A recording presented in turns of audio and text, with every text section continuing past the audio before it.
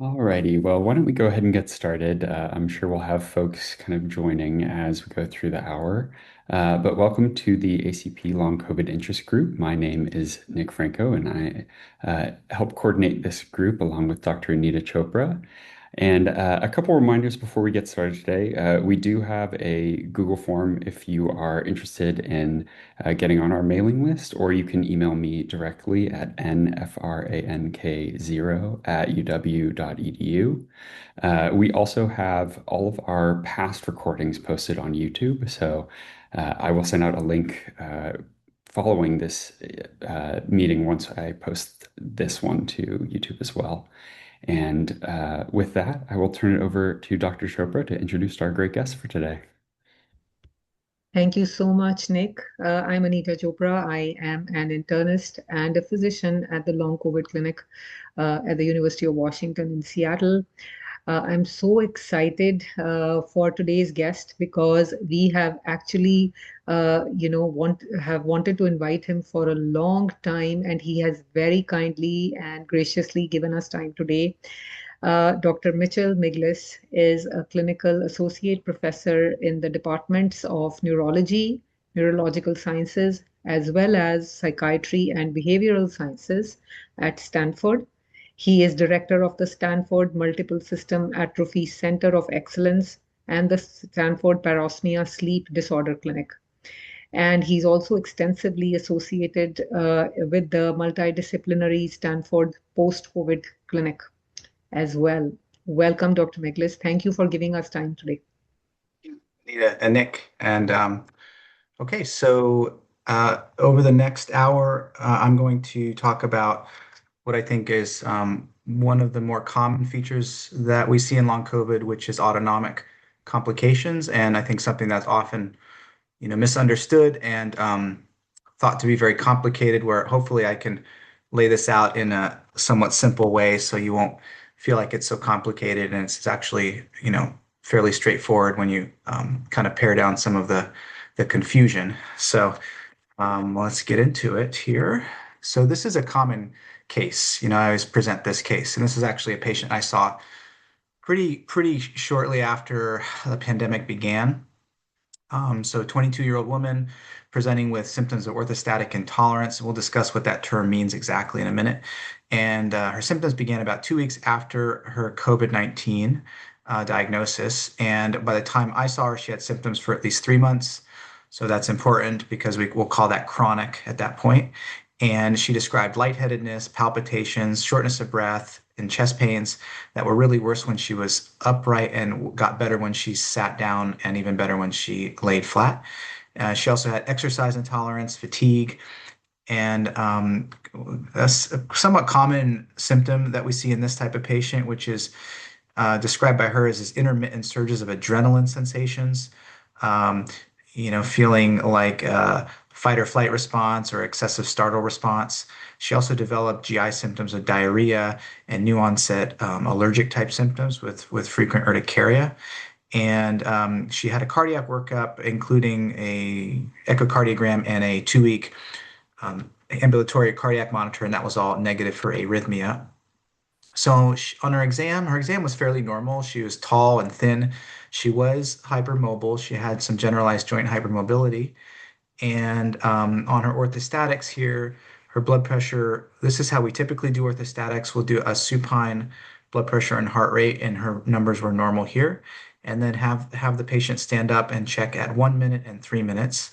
And the reason for doing that is, at 1 minute, it's normal to have physiological either blood pressure drop or heart rate increase due to volume shifts, but that should generally stabilize by minute 2 and definitely by minute 3. So, if you're still seeing abnormal numbers at minute 3, it's abnormal. But 1 minute is probably not long enough to tell if it's abnormal. But you can see right away her blood pressure doesn't really change, but her heart rate shoots up and it stays elevated. She has lightheadedness, she feels palpitations, and when you look at her feet, she develops these red or sometimes purple extremities. So there's signs of vasomotor pooling in her feet. And so then we did some autonomic testing on her, which I'll show you in a minute. So I'll let you think about the diagnosis of what that is, and we'll get into that in a minute. So, for Nick, this is like PTSD, and for some of the MDs here, the autonomic system in medical school is this taught as this really complex system with innervations to every organ in the body. Simplistically, you can think of it as divided into three components. The sympathetic, of course, which is the fight or flight system. This is really revved up in long COVID. Parasympathetic, which balances that, the rest and relaxation system. This is impaired in long COVID. So really, we want these two systems to be in equal balance. But in post-viral syndromes, long COVID, I think generally we see an overactivity of the sympathetic and an underactivity of the parasympathetic. And then there's actually a third system that technically that the autonomic system is divided into, and it has the most extensive innervation and the most robust sort of innervation of all of the autonomic system, and that's the gut. The enteric system has most of the autonomic nerves in the body. But really, the organs that we think about that we look for clinically to be dysfunctional in autonomic disorder are really the cardiovascular system, so the heart and blood vessels. The GI system is a big one. I mean, a lot of these patients develop GI issues, motility issues. Sometimes urinary problems, although it's not as common as GI issues. Sweat becomes abnormal. People can sweat too little. If they develop a neuropathy, they can stop sweating. Or with the sympathetic hyperactivity, they sweat excessively, especially with these adrenaline type sensations. And then rarely the pupils can become involved, either difficulty with constriction or dilation of the pupil. That's less common in these post-viral conditions, but it can happen. And so this is the term that patients will bring up that you may hear. Even doctors will use this, dysautonomia. And there's a lot of confusion around this term. You should think of dysautonomia as basically a descriptive umbrella term. It's not a specific diagnosis. It's kind of like saying, I have a headache, but, do you have a migraine? Do you have a headache from something else? We really want to kind of avoid using that term and get to the more specific diagnoses of autonomic dysfunction, which essentially it's not that complicated with these conditions that we're talking about. The most common diagnoses that we're going to see are postural tachycardia syndrome, POTS, orthostatic hypotension or OH, and neurally mediated syncope or fainting. And then sometimes we'll see autonomic neuropathies, which are more diffuse neurological kind of autonomic disorders that affect a lot of different organs. It's very common in diabetes. I mean, as internists, you probably see diabetic autonomic neuropathy. It's quite common. And amyloidosis is another actually fairly common disorder that affects a lot of different autonomic nerves. And a lot of these autonomic neuropathies can also be immune mediated. We see this in autoimmune diseases like Sjogren's disease, lupus. These inflammatory disorders can affect, diffuse autonomic nerves throughout the body. And we see this as well in patients with long COVID. So if someone says, I have dysautonomia, you can think, okay, that essentially means you have symptoms of autonomic dysfunction, but what's the diagnosis? And that's what we're trying to get at, right? So, it's interesting as autonomic practitioners, we were seeing patients essentially with long COVID before long COVID existed. We were seeing patients with POTS and these complex multi-system to system disorders. It just wasn't caused by SARS-CoV-2. And we were very used to all of these different symptoms. And then COVID came around, and then everyone became aware of POTS. They didn't know about it before, or small fiber neuropathy. And essentially it was the same type of patients we've been seeing, as long as I've been practicing, and it's just being caused by a different virus. So I think as autonomic practitioners, we're well positioned to understand these post-viral syndromes. And one question we had early on, and we did this study early in the pandemic was a survey study where we targeted patients with long COVID. Globally, we got around 2,000 responses. It was really how common is autonomic dysfunction or, quote, dysautonomia in patients with long COVID. And we just used a standard autonomic questionnaire called the Compass 31. And what we found was that about 67% of participants with long COVID had a median Compass score above a cutoff of normal, at least in the moderate to severe range of autonomic dysfunction. So this was a really high number, and kind of surprising. Essentially, most patients with long COVID at least have autonomic symptoms.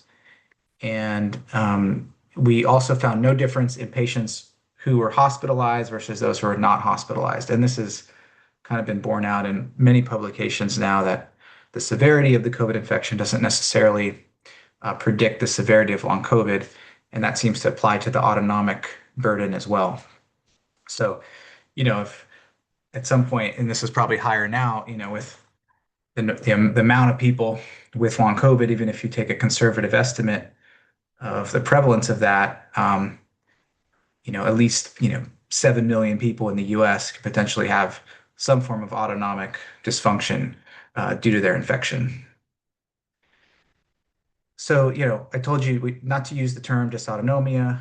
What can you try to diagnose? Well, really the first two here, like if a patient presents with orthostatic intolerance, lightheadedness, and other symptoms on standing, these are the first two diagnoses we're really thinking of. If it's an older patient, elderly patient, you're really thinking about orthostatic hypotension. And that's defined by a sustained drop in blood pressure of at least 20 points systolic or 10 points diastolic within 3 minutes of standing. I'll tell you that systolic is what we look at more than diastolic, because systolic is more correlated with symptoms that people have with cerebral perfusion. So the top number is really the number that we tend to focus on in autonomic disorders. So OH is going to be the patient's blood pressure. Systolic is going to drop at least 20 points within 3 minutes. And again, it has to be a sustained drop. So you want to see that the blood pressure has dropped within a minute of standing, and it's going to remain low at that 3-minute mark, compared to just a normal physiological response. If, say, Nick stands up after sitting for 2 hours and his blood pressure might drop 50 points, but within 30 seconds, it's going to come back up. That's normal. We want to see if it's a sustained drop. The important point about OH is that patients don't have to have symptoms. It's a diagnosis based on the blood pressure alone. And in patients that have really chronic OH, like some patients we see with Parkinson's and other disorders that they've had it for many, many years, it's actually fascinating because they can drop like 100 points systolic on the tilt, and you look at them and they say they're completely fine, because the brain auto-regulates and can adjust with chronic OH. It can adjust to preferentially shunt blood to the brain, even though the systemic pressure is quite low.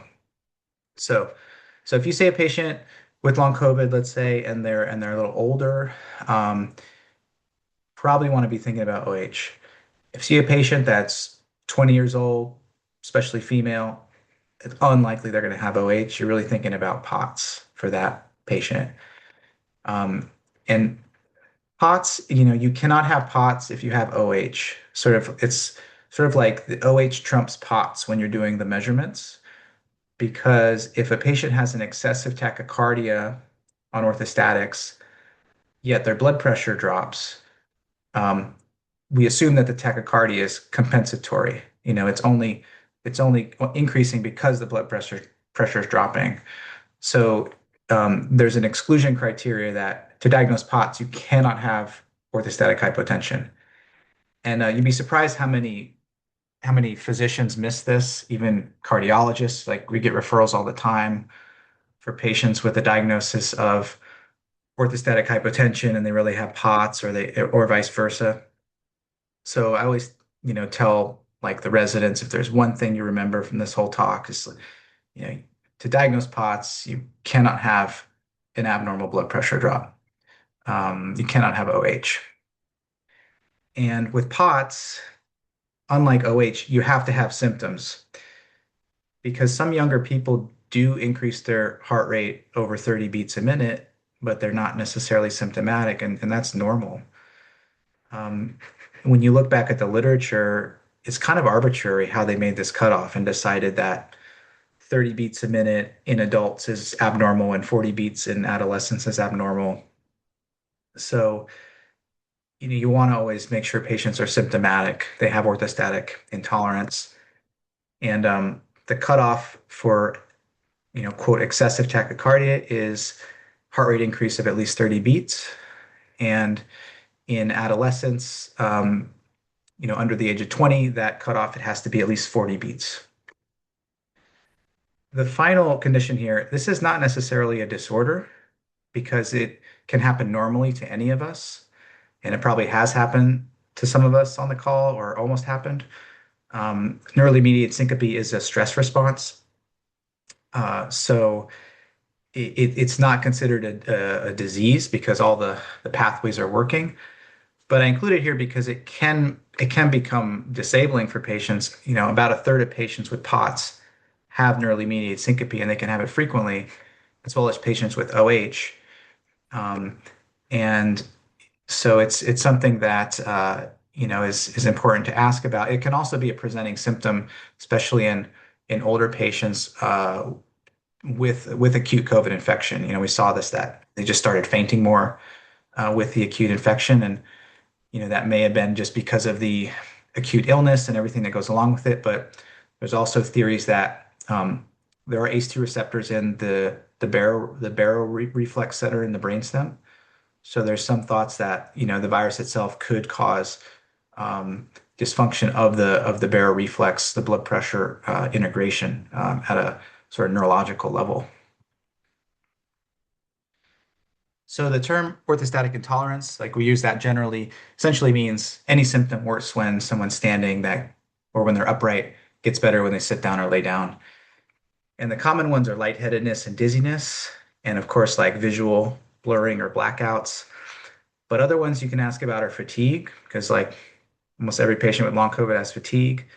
So we asked them, is it much worse when you're upright? Also shoulder cramping, like we call this a coat hanger headache, or due to the decreased blood flow to the trapezius shoulder muscles, you can get cramping, and that's very orthostatic. Also nausea, because a lot of patients have GI symptoms, and sometimes orthostatic nausea can be a symptom of either excessive tachycardia or low blood pressure. So you can ask about that one. Headache, shortness of breath is really common, in patients with POTS. Essentially, you can think of all of this as just a problem with venous return, a decreased perfusion issue to various organs, the brain, the lungs, etc. Okay, so this is a tilt table recording, and this is actually we published this. This was from that patient in the case, and we published that case. That was the first case published with POTS due to long COVID. And you can see her heart rate laying flat is normal. It's in the 70s. And then on tilt up here, you get this pretty sudden increase in heart rate, and it maxes out at around 142. So well above a 30 beat increase, 65 beat increase. And there's no drop in blood pressure. Blood pressure is up here. Her blood pressure actually goes up. And you can see this, especially in these patients that have this sympathetic hyperactivity. You can have a orthostatic hypertension situation, and her pressure, I think, was up into well into the 180s for a 22-year-old. And so this is a pretty classic tilt test of something we would call this hyperadrenergic POTS due to long COVID. By comparison, this is a measurement of a patient with orthostatic hypotension, and essentially this is what the blood pressure does. I didn't show you the heart rate. Probably should have the heart rate here, but yeah, the blood pressure drops pretty quickly on standing, and that's a patient with OH.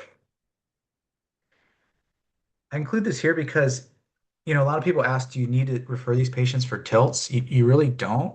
Um, I do home orthostatic measurements often with them. Like we have this log, and you can go on a web and download this Word document for your patients, and often send this to patients and just have them do it at home. We'll do a lying and 3-minute standing blood pressure twice a day. It becomes a little tricky if they're on medications, and we always hold those medications for the tilt testing. That's why it's helpful, more accurate to do it um, at the hospital. But most of the time, you're going to be able to diagnose OH or POTS with an orthostatic log or doing it in the clinic, and you don't really need some fancy autonomic testing to do that. And I also use this when I'm making medication changes.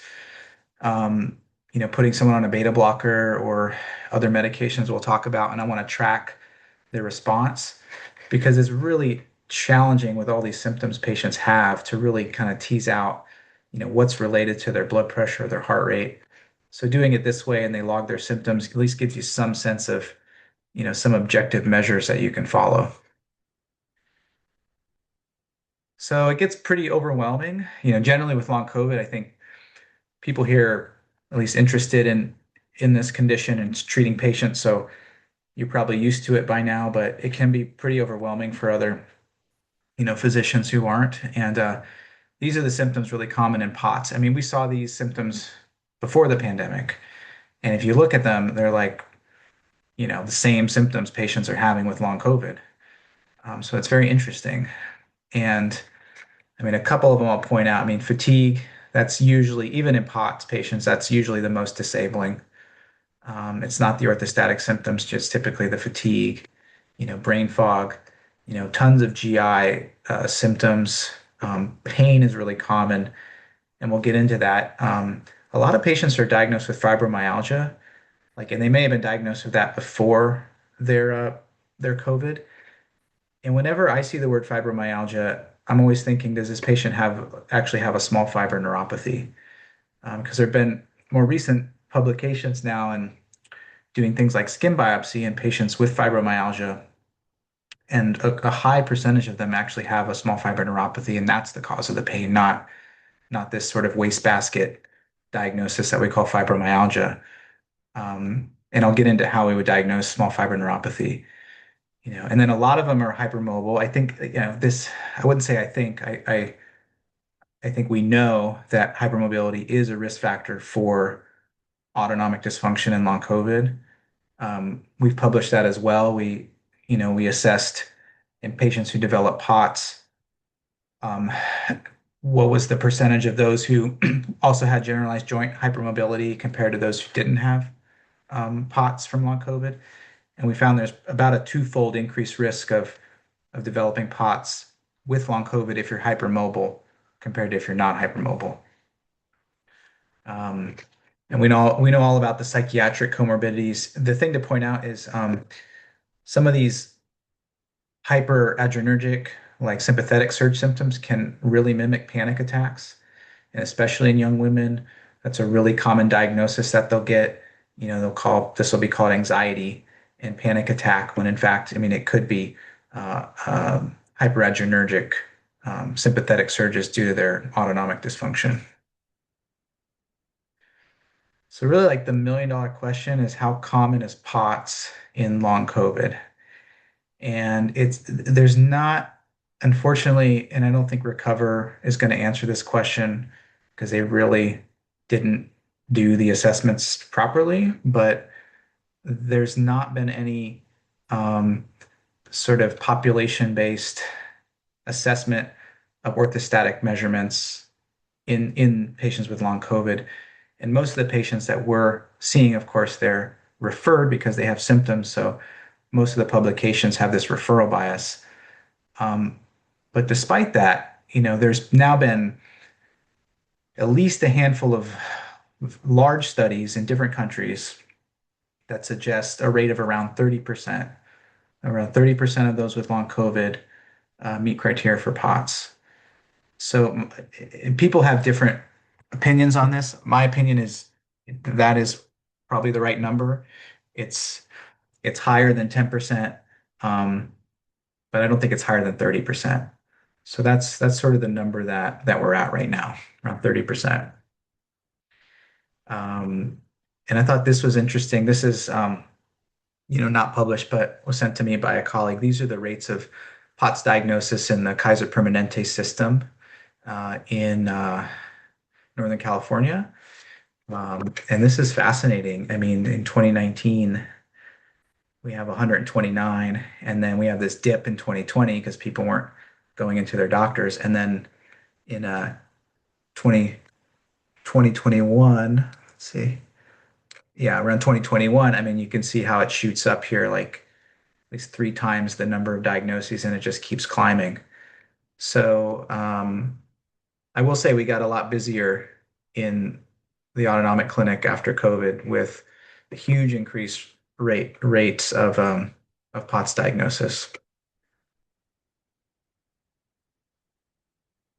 Despite this, there's still people who say that autonomic dysfunction is not common in long COVID, and I don't understand that. Um, so in POTS, these are the common comorbidities. I'll just point out a lot of patients have migraine. You're always looking for low-hanging fruit to treat in patients with long COVID, I feel like. So, if they have migraine, we can treat that. Um, Hypermobile or Stanley syndrome, not so easy to treat. I found just trying to find a PT familiar with hypermobility is the most helpful. Very common overlap with ME/CFS.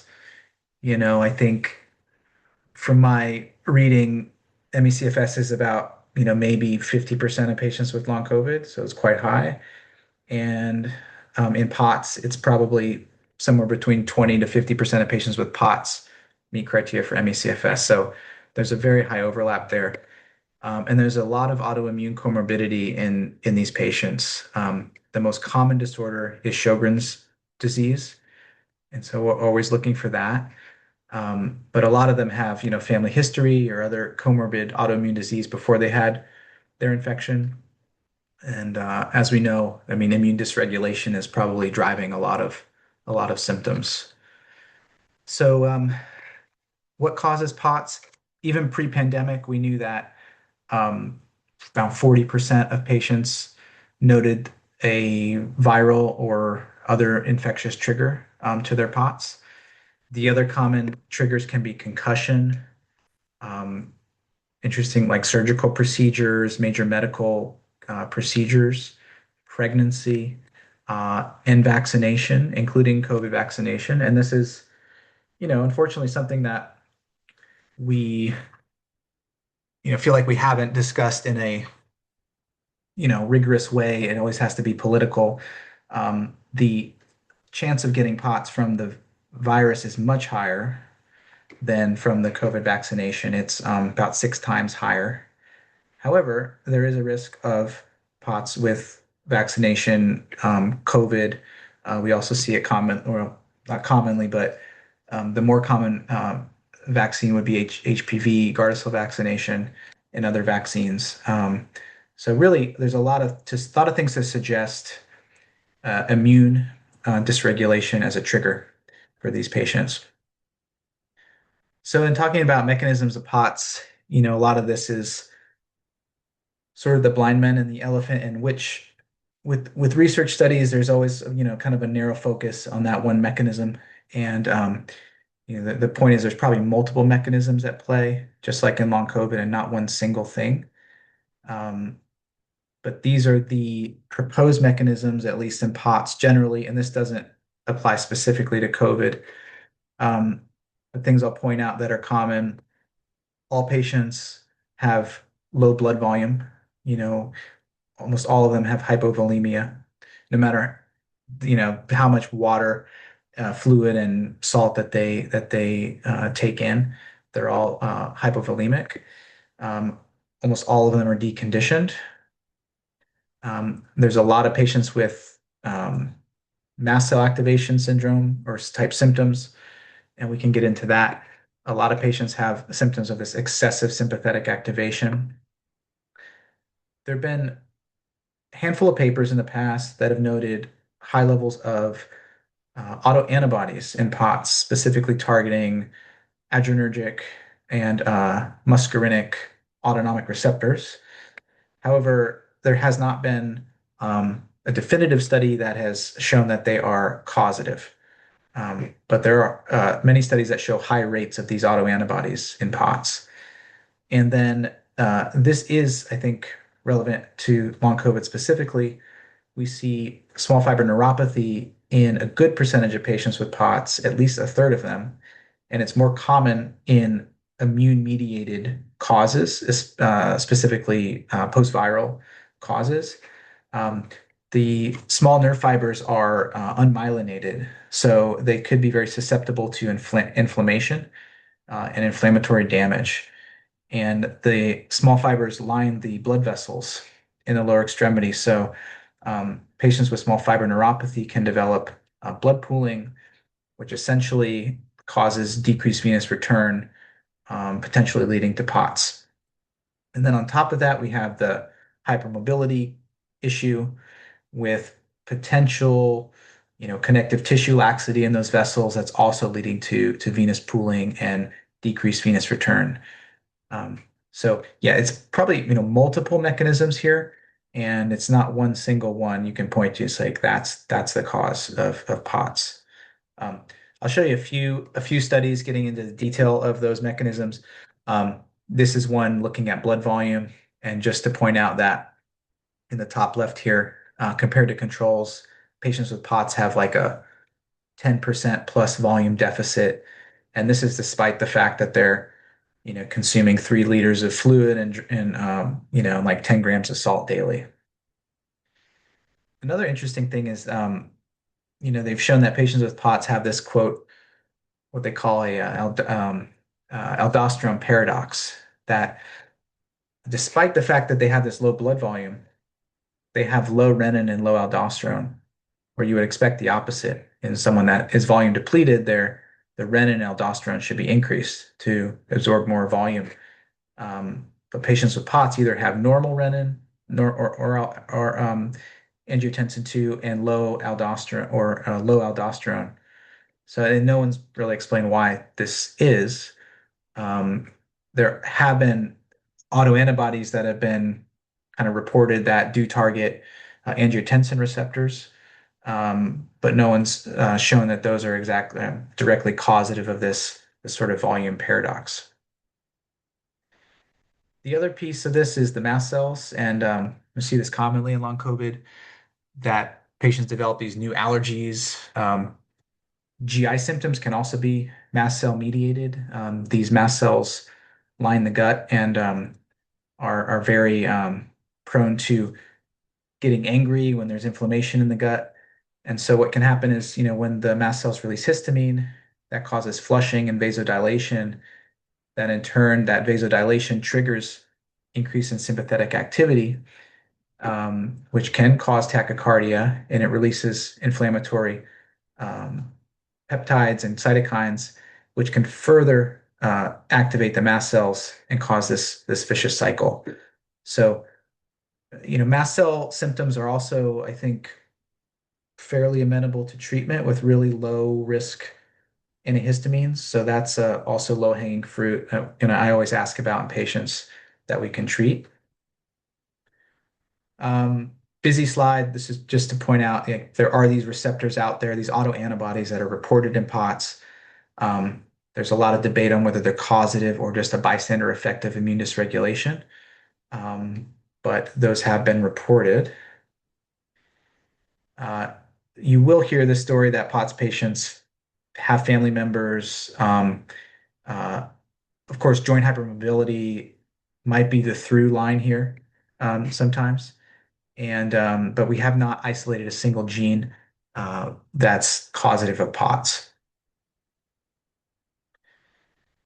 This is a more interesting recent development in POTS, that patients have a relative like glucose intolerance. And we hear this a lot, like patients say, oh, I feel like my blood sugar is low. And we would always say, well, it's probably your blood pressure, it's not your blood sugar, because they go in and they get their glucose checked and they have an A1C and that's normal, or they even do a finger stick and their blood glucose is normal.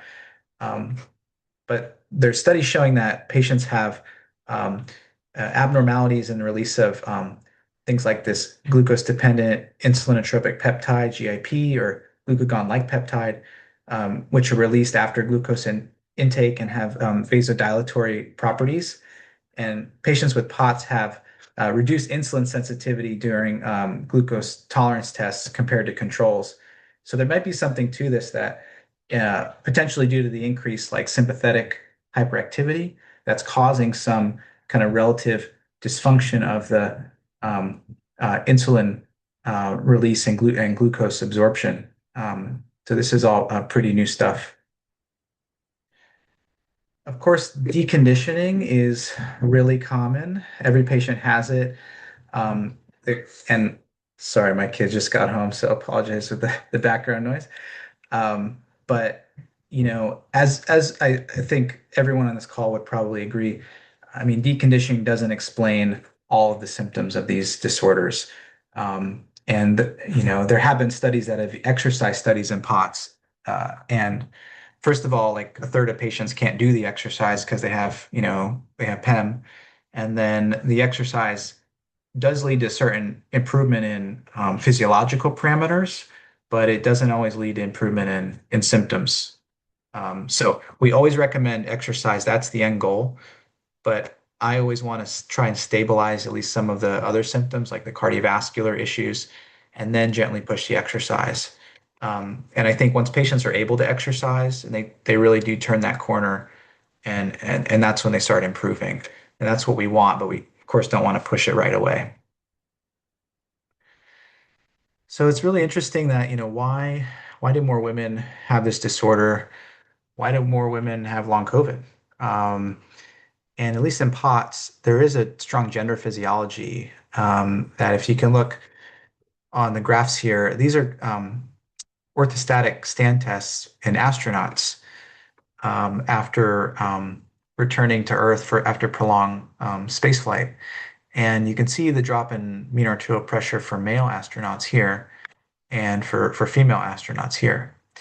And the reason for this might be that women are much more prone to deconditioning because of the lower center of gravity, and there's a lot of blood pooling in the pelvic area, in the splanchnic area. So they're more prone to deconditioning. Also, women have less skeletal muscle, and the muscles pump the blood. And as when you lose muscle mass, your blood pressure drops more. And they also have smaller hearts. And when you get deconditioned, your heart atrophies even more.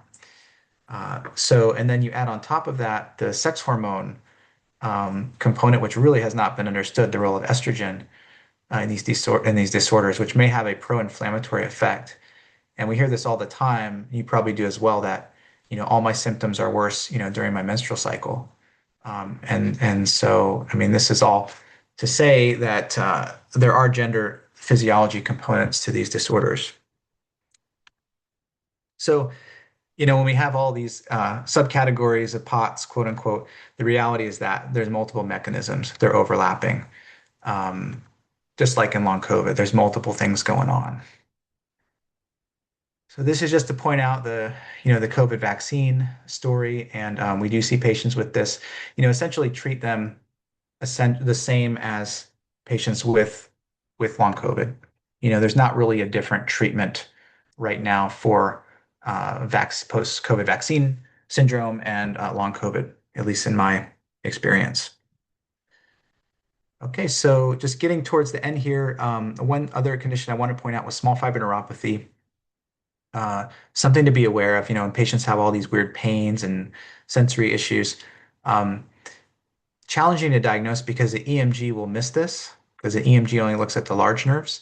So you really have to do either a QSART, which only autonomic labs have, which is a sweat test, or a skin biopsy, which most even neurologists don't do, but very easy to do.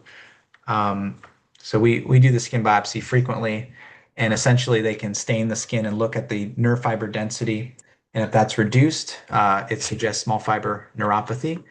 And then if we diagnose this, we look for all the other causes, which there are like a dozen, mostly diabetes and vitamin deficiency, but also autoimmune diseases like lupus and Sjogren's disease, and also amyloidosis can cause this. Um, we found this in about a third of our patients in our study that we did that at least have long COVID POTS. So it could be quite common. So the management, just like in the last few slides, the most complicated kind of part is the management.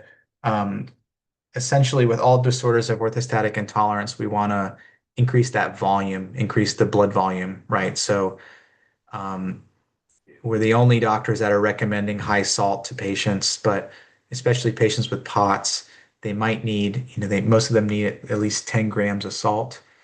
Some may need more, and 2 to 3 liters of fluid. Compression garments can help, and graded exercise, like we discussed, starting low, going slow, and treating the comorbidities. So, how much water, how much salt? So, 2 to 3 liters of water, and then for salt, we'll usually tell patients like 2 teaspoons of table salt. That gets them at least enough salt. And people are hypertensive. Of course, it's another story, but most of these patients are not.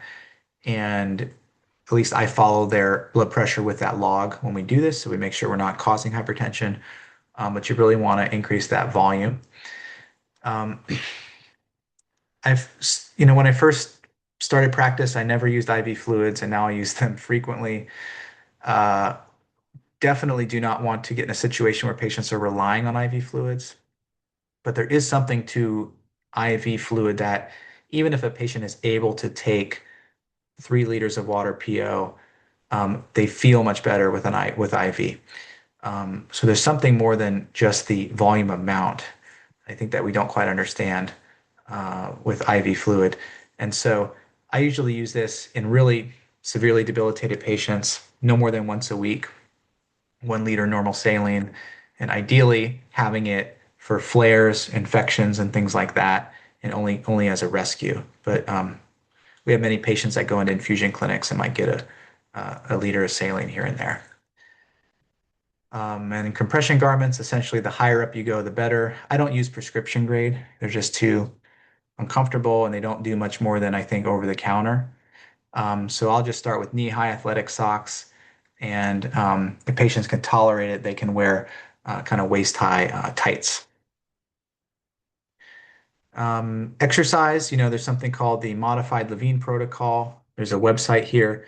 You can print out this for patients, a 6-month graded exercise program.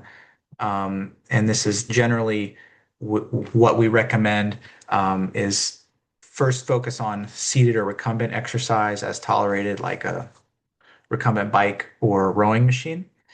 And then add some weights in there to get the muscle mass up a bit.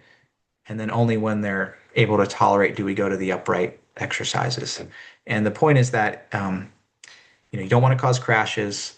So even if it's something like a very minimal 10 minutes a day, it's important to do it regular. Regularity is more important than intensity. And then finally, what medications do we use? In POTS, at least, we use a lot of rate control agents with beta blockers and ivabradine. I don't use calcium channel blockers so much because they can vasodilate, make things worse, right? Um, in those patients that have lower blood pressure, you can use midodrine. I found fludrocortisone to be a little more effective as a volume expander. It does have more side effects. Pyridostigmine or mestinon, I want to highlight this because probably a lot of you aren't familiar with this, but pyridostigmine, it causes a little bit of vasoconstriction, but it also has effects that on fatigue and muscle weakness that we don't fully understand. And this is kind of circulated in the chronic fatigue community where they feel like it does help the fatigue. And so I will use this quite a bit in long COVID patients, usually like 60 milligrams twice a day. And then for patients that have those adrenaline surges, I use a lot of central alpha blockers. Like I start with guanfacine, and then I'll use clonidine potentially if that's not effective. But I've really been kind of gravitating away from clonidine due to the rebound hypertension. Um, Mast cell symptoms, over-the-counter antihistamines. For brain fog, I do use quite a bit of modafinil. I found that to be quite effective for some patients. And then, of course, the LDN that we all kind of reach for first line for a lot of the other symptoms. Um, so, yeah, I think I can stop there, make sure we have enough time for questions. Yeah, thank you. Thank you so much, Mitch. I have a question for you. You talked about urinary frequency and urgency in these patients. What is the reason for that? Is that the adrenergic imbalance, or what causes the urinary symptoms? I think it's well understood, at least in POTS. A lot of patients are diagnosed with interstitial cystitis. That's the common diagnosis of that. In older patients, say that have orthostatic hypotension and more of the neurodegenerative features, it's typically due to a neurogenic bladder. It's due to both peripheral and central breakdown of the autonomic nerves in the bladder and also in the brainstem structures. But I think for our patients, like, the younger and more long COVID patients, it's really unknown. I mean, it could be an interstitial cystitis situation. And then, talking about treatment strategies, since there is so much of, there's gut symptoms, there is, also the gut-brain axis is also involved. What are your thoughts about vagal nerve stimulation? Since we hear a lot about that, do you use it? There are some vagal nerve stimulators out in the market, especially with, for people who have migraines, concomitant migraines. There's gamma core and such. Is that something that you find useful? Yes, I of course am very interested in that. And there have been papers in POTS that shown symptom improvement and reduced heart rate and improvement in heart rate variability and all that. It's just, I think right now, I don't think there's like a great commercially available device that's readily accessible and cheap. Like the Gamma Core, I think is cost prohibitive unless you can get it approved for migraine or something else. And there's things like the Truvaga device that is like $500 or $600, and I've had good amount of patients buy that, but it's hit or miss. I think less than 50%, I'd say, have found it helpful. I think there's a lot of potential. It's just the protocol is unclear how to stimulate, where to stimulate, and being able to get it commercially and which device to use is always confusing to me. Um, we are doing a study right now in using stellate ganglion block at Stanford. We're doing a randomized control sort of pilot study right now, and I know Recover is going to be doing a larger randomized control trial with that. But that is something that we've seen with all the placebo potential effects there, really great improvement in some patients. So I think if you couple potentially stellate ganglion block with vagal nerve stimulation, that could be an even more effective strategy. And then, Mitch, for primary care providers, if patients ask for stellate ganglion block, do they refer them to, to the pain specialist, to an anesthesiologist, or where can patients get it? I had a few patients who received the stellate ganglion block, and it really helped them. So, these conditions are not approved diagnoses for insurance, So I think if patients want to get it, most patients are paying out of pocket. Either they're going to some, we have clinics in the Bay Area where, they're charging $2,500 a block, or there are some physicians that travel to the area and will give the block and go to patients' homes as well. But it's an out-of-pocket cost right now. At Stanford, we have someone that's willing to do it sort of on their own time, and we can get patients in for that. But I think it's not universally approved unless there's another kind of indication for approval. Got it. Thank you. If folks have questions, please feel free to put them in the chat, or you can unmute yourself and please ask.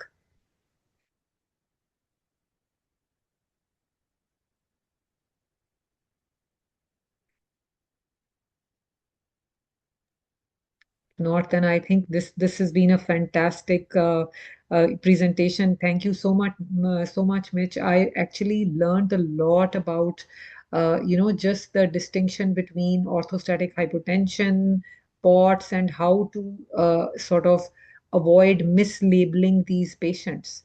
So I think for me that was very eye-opening. And in addition, just the pathophysiology of POTS, the overlap between different symptoms of long COVID, and also how other symptoms and phenotypes can coexist, like MCAS. So I think it's been a truly insightful discussion. Thank you very, very much. Yeah, If you're someone welcome. has questions, please go ahead and ask if other folks have questions. But sorry, you were saying something, I Mitch. just want to make a point because I think, these chronic post-infectious conditions, right? You'll see this in the literature, and we'll see this clinically when patients get testing, autonomic testing. I mean, the autonomic test can be normal, but there is a disorder. And the other thing to emphasize, I mean, the autonomic testing is just a snapshot in one day. And these conditions, just like long COVID, it varies. There's fluctuations to the illness. So it depends on when you capture that and when you're testing. But despite that, I think the tests that we do, they're pretty antiquated tests. The tilt table and all this was developed to diagnose syncope. And really, it's best to diagnose autonomic failure, orthostatic hypotension, Parkinson's disease, these sorts of degenerative conditions, diabetes. But with things like long COVID, I always say it's not a failure state, it's an imbalance state. So we don't really have great ways to standardize tests to do autonomic testing for imbalance states to say someone's sympathetic tone is this high and their vagal is here and heart rate variability is just not a great kind of way to do that. And I feel like yeah, with wearables or whatever it is, there needs to be more rigorous ways to detect this imbalance because the standardized autonomic labs are not equipped to do that. I also think that the picture is complicated by the multi-system involvement. It's just the POTS is not restricted to one system. There's so many things that they're going hand in hand. And I Yep. hope that, Mitch, you come back at some point in the future and talk to us about your findings on your study for the stellate ganglion block. It would be very, sort of insightful as well as exciting to know about the results because I'm really looking forward to that from what I hear from my patients as to the benefit that they have received. Yeah, we hope it'll be positive, but even if it isn't, that's science, right? But Yeah. even if it isn't, we're learning there's a lot of nuances on how you do even the procedure for the block. So we're just doing one side, but patients probably need bilateral, and they probably need multiple blocks. Almost like you need, periodic epidurals or injections for pain syndromes. It's not a curative thing. So that's the same with problems with vagal nerve stimulation. There's not really like a universal protocol for these things, and people are just trying to figure it out. So Thank you very much for your time. Thank you everyone for attending. And this recording will be available to you. So we really appreciate your time, Mitch. Thank you. welcome. You're welcome, guys. Have a good night. Thank you.